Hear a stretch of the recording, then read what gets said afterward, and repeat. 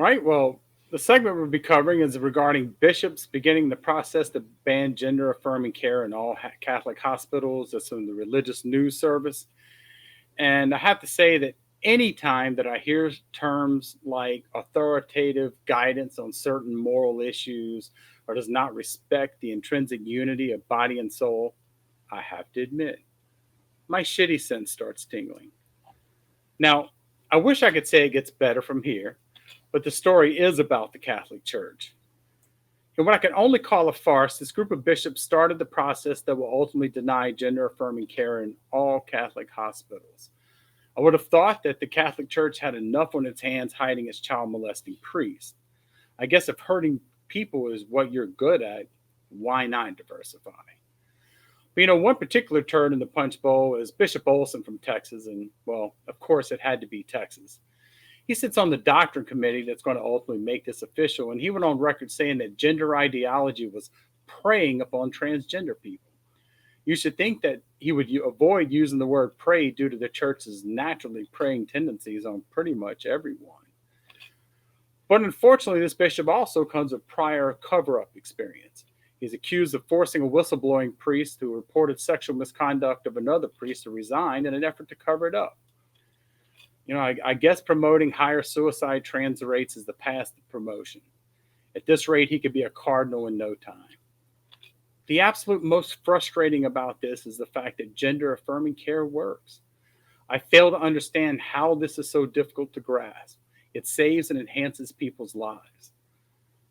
I do want even those who remain willfully ignorant to be free to live their lives regardless of how repugnant it may be. But they get to go home. They get to be who they are without being marginalized. However, their actions impact people already marginalized far too often. But Catholics should recognize this tactic. It's nothing new. Classic predator tendencies, religion 101. But their targets don't get to put away a clerical collar and get back to life. This is their life, not some part of them, not a slogan or a symbol. They're just people. And Teo, what do you think? Oof. Okay, I have to talk about the about religion, about the Catholic Church. I mean, what is it an episode about Theo without talking about the evils of the Catholic Church and the evil Pope? And yes, guys, it's not. It's just that I have mentioned before that the Catholic Church is the biggest mafia in the world, that they are harming people constantly. I mean, the organization that is protecting child abuser, that is forcing women to lose rights over their bodies, who is creating an outbreak in Africa, that is blaming victims of their evil pastor of slandering because they dare to accuse those people. Yeah, how do they dare? And once again, Catholic Church, huge worldwide organization. It's a worldwide virus, and they have been opposing basic human rights all over the world. The most common thing is Catholic Church expressing opposition to transgenders right legislations. It's happening in the USA right now. It has happened before. They have been talking about how bathroom access for people, gender identity recognition, protections against discrimination, all of those apparently infringe their religious liberty in the USA. And maybe you're saying, but Theo, why are you talking about something happening in the USA? It's only there that this has been happening because of how how religious on the other side the USA is. Well, maybe you should go and check what the Catholic Church has been doing related to transgender rights legislations. Take note, people, in the following countries: France, Spain, United Kingdom, Canada, Australia, Germany, Mexico, Brazil, Philippines, Poland, Argentina, Chile, Peru, Croatia, Ireland, Italy, Malta. All of those in the last years since people started asking for basic human rights. Those are the most important examples, starting with 2015, on how the Catholic Church has been opposing basic human rights at a political level, talking about legislation, not only discriminating openly, not only telling their people who follow them, but opposing basic laws that are going to give people basic human rights. This is why I hate this. I mean, this is why I tend to oppose the Catholic Church, and I'm so vocal about the harm that they do. Again, Teo, I can't tell that you have these feelings whatsoever. You should be not so You didn't see the stoic. thing on his head? There's the anger pulsing in his All head right there. I heard the Oh, it was stoicism frightening. throughout the entire rant. I mean, commenting. So I was I pretty thought the sure look that on his face was good I enough. was pretty sure that I saw the ashes, from Ash Wednesday still on his head from last year. Scarring his Yeah, the forehead. scarring right there. We Fair get to the bump. hands and the feet again. Christ has been proven. We can go. But no, but seriously, guys, I want to get back into the article itself because I know that all of us can do an entire soapbox on the ills and of historically and currently of the Catholic Church. But I want to focus on something specifically about this particular article. So this is an entire panel of pontiffs per se, you like my alliteration, cool, that are making a decision on whether or not you can have gender affirming care in Catholic hospitals. Now, one of the things that I did want to point out that according to the article that there are it's a ban not ban. It's basically saying that, hey, can we start actually having this conversation based on, can we offer gender affirming care, and does it actually align with our moral values as a theocratical organization, especially when it comes to the especially when it comes to the actual stuff. Sorry, I'm losing words because Glenn and Teo took them from me. But but when it basically when it comes to the care, the health care that we would give out, can this be aligned with our values? That's the word that I was looking for. Based on our edicts, based on our belief system, our faith, and not be violated if we offer gender affirming care, even though that, yes, we do know studies have said that gender affirming care actually saves lives. It does not take that away. It's actual health care. It's not only just a something that happens in your brain, it happens in your body too. So brain and body need to be treated. However, I found it just really ironic that the person that has written this whole, I believe that it was the directives for Catholic healthcare services. They're on their sixth edition. Is Reverend Monsignor J. Brian Bransfield, STD. No pun Can't make that up intended. either. Nope, I did not make this up. This is straight from the article.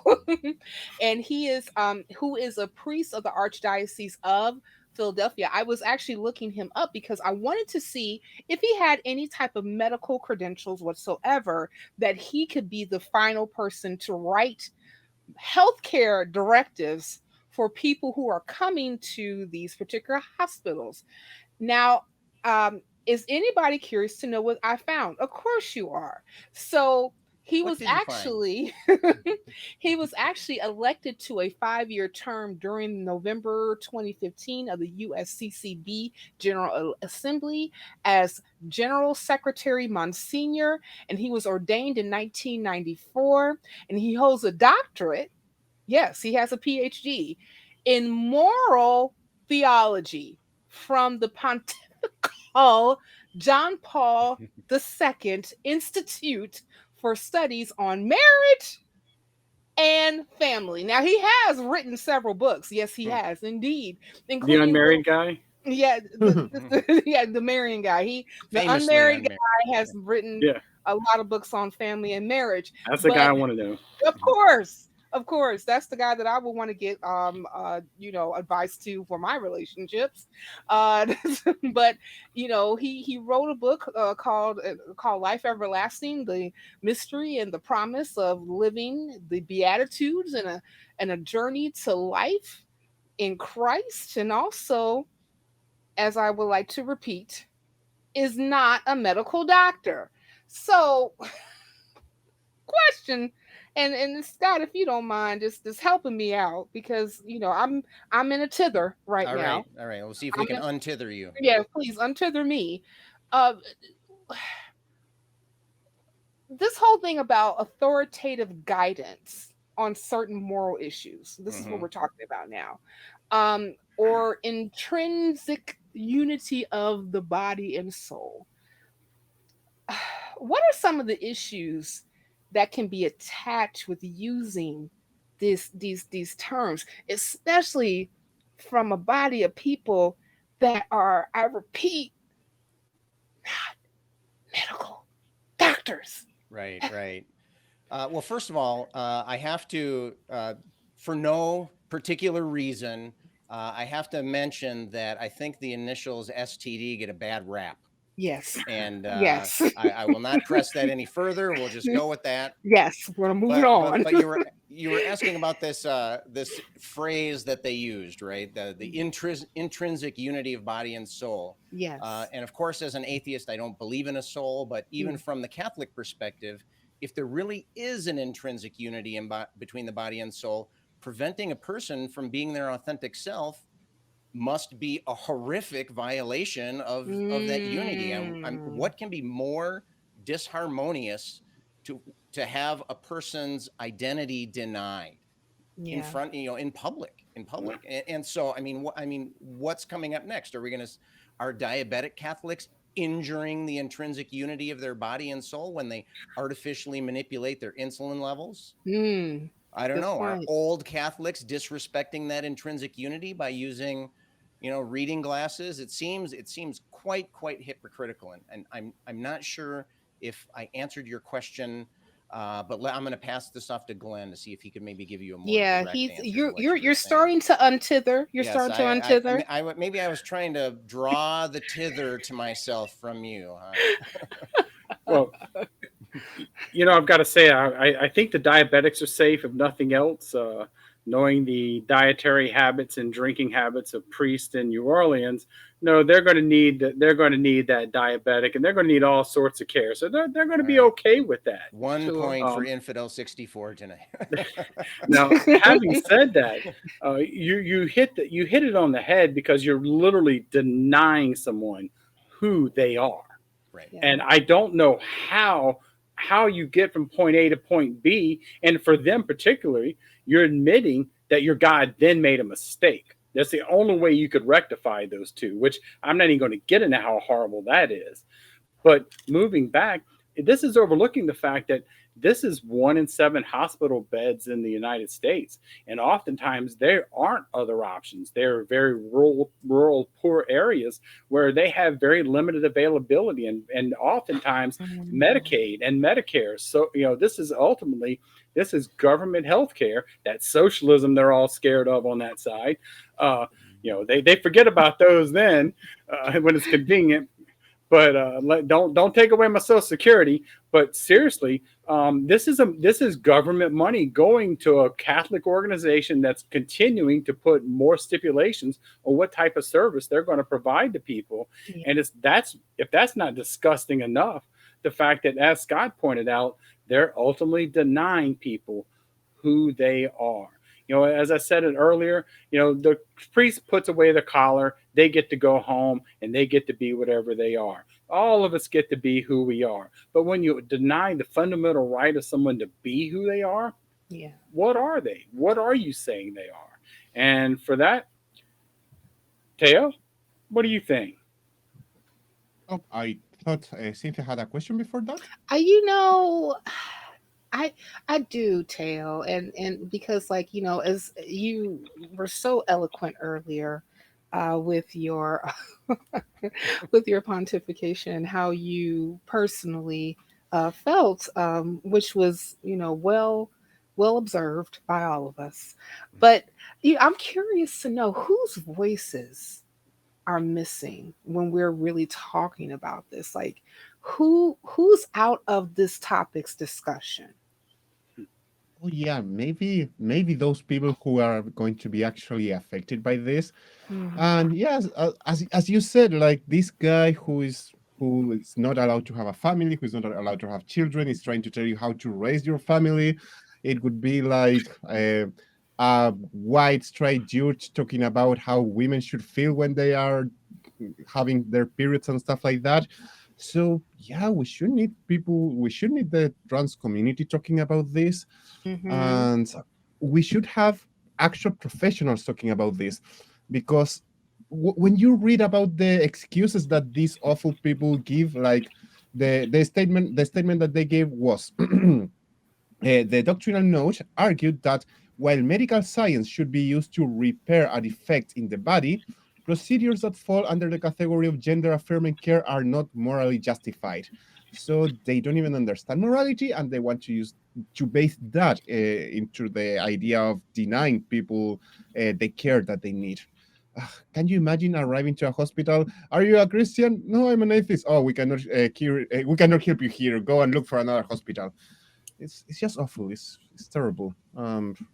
I don't know. I think somebody wanted to say something else. Yeah, Yeah, Scott yeah, did. sure. Yeah, we've been talking about how this committee, the Committee on Doctrine, right? So the Committee on Doctrine is being empowered to dictate to Catholic hospitals, their moral standards, and of course we know what that means. Wink, wink.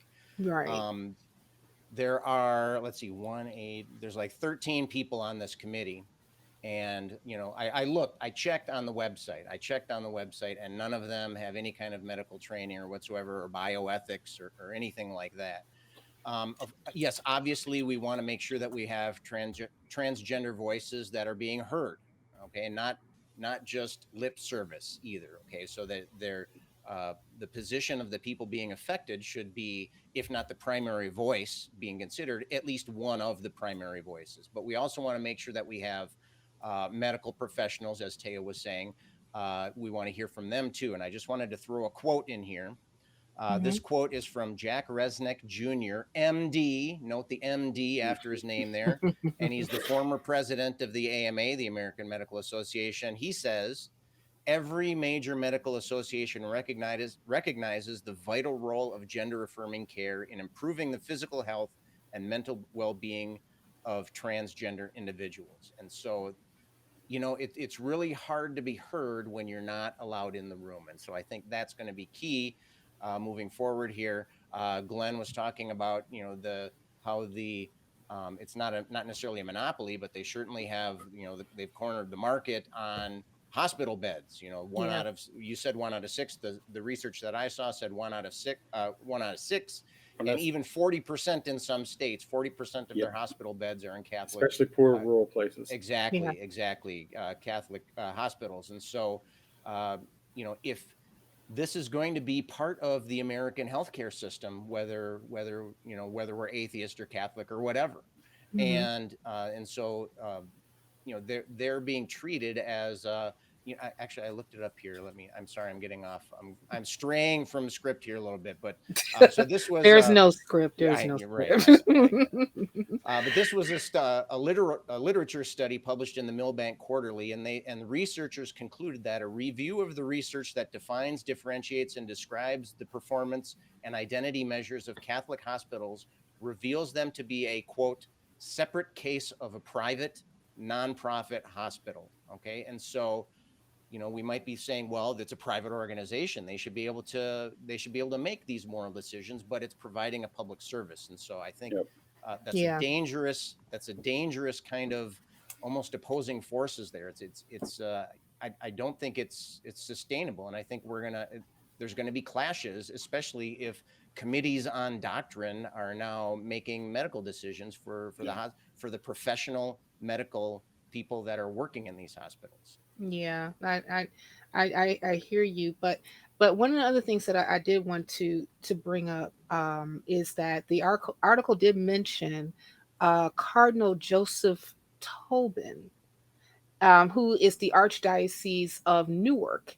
And he actually urged fellow bishops to consult with transgender people in developing any new guidelines. And other organizations such as pro LGBTQ community, I believe the Catholics organization, New Ways Ministry, also basically did the same thing and also argued with the bishops, have actually ignored the risk of suicide among transgender youth when they're being denied their care. So, Glenn, I'm just curious, just to hear from you, which uh, with these particular voices that's within the Catholic organization itself, do you think their voices will add to a possible positive outcome, or do you think it will be negative? And I'm wondering why, depending Well, on where you land. I'll start with this. We have not quite, but close to 2,000 years of track record for the Catholic Church. And, Hmm. well, it's 0 for 2,000. So I'm not overly hopeful, but So they're I due, was is what you're glad. saying. They're due. Keep Gambler's going, fallacy and all, right? double down. But that is part of the problem, is that I don't think they're going to be listened to, but I am glad that they're there, because if they're not listening today, that doesn't mean they're not going to listen to the future. Scott had talked about the moderates and the people in the middle, and another topic, and those really are where things are going to change, because you're not going to change the extremists. And I wanted to touch on one thing very quickly. In West Virginia, they were passing some anti-gender affirming care for minors, and this one the Senate Republican leader in West Virginia he's a pulmonologist, and he said, I felt the same way you guys did, but I researched the issue. You guys are wrong. And here he was, a leader of his own party, the guy they chose, and they're like, oh, disregard him. We're passing it anyway because it doesn't fit what they want to hear. Because if Right. you sit down and read the facts, it's pretty simple. It's not something you can argue with. You want more dead people? Yeah, let's go forward with this. You don't? Let's not. It Ex- really is that simple. It's that simple. And you know what's even more simple? If people want to actually hear more who are listening to us now, click here.